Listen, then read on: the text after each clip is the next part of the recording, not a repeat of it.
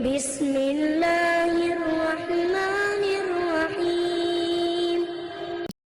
Really, a journey to become Muslim, from my experience, is quite a long one. It's not like you suddenly think, do you know what? Let me research Islam. I think I want to be Muslim. Like, that is not an entry point for anyone, I don't think, unless they're doing it for somebody else, which is not something that I would ever want to have done it for a person, right? It doesn't make sense to do that. I was atheist, and I really thought for many years that religion was the cause of war, that anybody that really followed a religion was quite brainwashed. I mean, I really did have a stereotypical view of what I had picked up from bits of the media. And because I was never someone that really watched the news too much, the only time I did was when it was a really big event like 9/11 or something like that. So I only ever got glimpses, and I also never knew any Muslims growing up. But I did always believe in some sort of force. I believed what goes around comes around, and that everything happens for a reason. I'm someone that never really, although I had plans, I always knew that what was meant to happen for me would happen. So I did have some sort of belief, but it wasn't in something specific. And I think really the misconception that Jesus is God, all of that stuff, because I really didn't understand Christianity or any religion, to be honest. It just didn't make any sense to me, so I never really looked into them. But it just so happened that when I moved to London through university, I became friends with Muslims, but I didn't realise were Muslim. Okay, and that's, people are shocked by that, but not every Muslim is wearing a hijab. Not every Muslim is really practical, and that was meant to be for me. Like, because probably had they have been super practical, we would never have become friends at that point in my life. We would have been from two different worlds.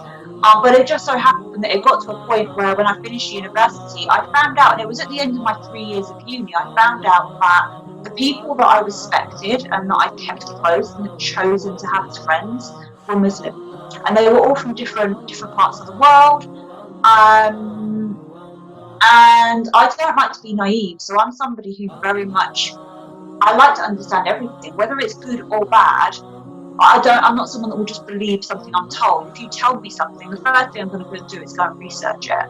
And so I realised, well, actually, these people that are close to me are Muslim, like, I should probably understand a little bit about what that's about, rather than what my presumptions are, because my presumptions were really quite negative, right? I did think that the women were kind of forced to cover, and that kind of broke it for me, because I was like, oh, wait, hang on, these are my friends, they're Muslim, and they're not covering, right?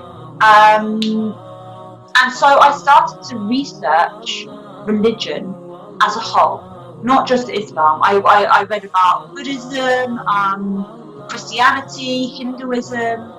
I was watching different lectures and like different, like those interfaith shows, like Mualaf, people like that. And then one of my friends said to me, come with me to the mosque, and she took me to a mosque. And actually, my first couple of experiences at mosque weren't great, because the first one, they spoke in another language in front of me rather than speaking in English, which I just thought was really rude.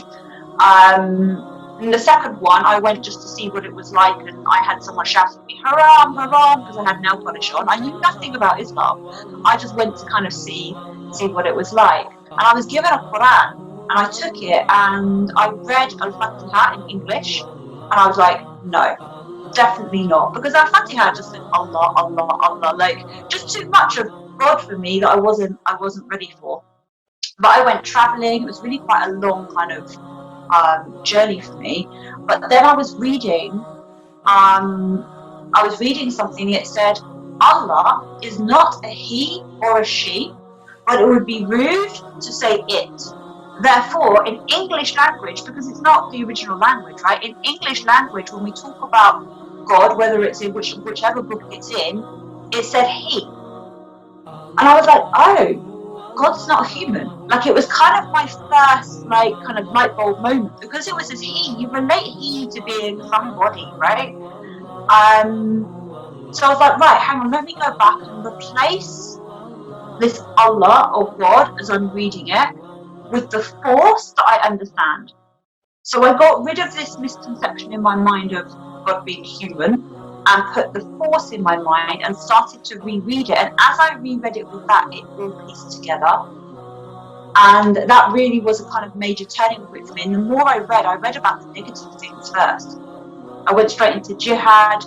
I went straight into the fact that a man can have multiple wives, the hijab, like anything which, alcohol, not being allowed to be drunk, like all of the things which to me were like, and as I read them, I was like, wow, they're actually really beautiful. Like when you understand the depth behind them. And from there, it was just a kind of learning journey and process of kind of really going through. And each problem that I'd faced in my life, I realized that if myself or any of those people that had been involved in those issues had followed Islam, they wouldn't have had these problems in the first place. And so it was just really beautiful. It was really eye-opening. But the final kind of point for me was really understanding the science in Islam, because I believe in science, right? Because I have physical evidence of that. You don't always have physical evidence when it comes to religion. But when I realized that these physical evidences that I understood and knew were mentioned many years ago, way before we'd even discovered it or been able to test it, I was like, well, hang on a minute. Like, there's something a lot deeper here. So yeah, that was my real final turning point with the science.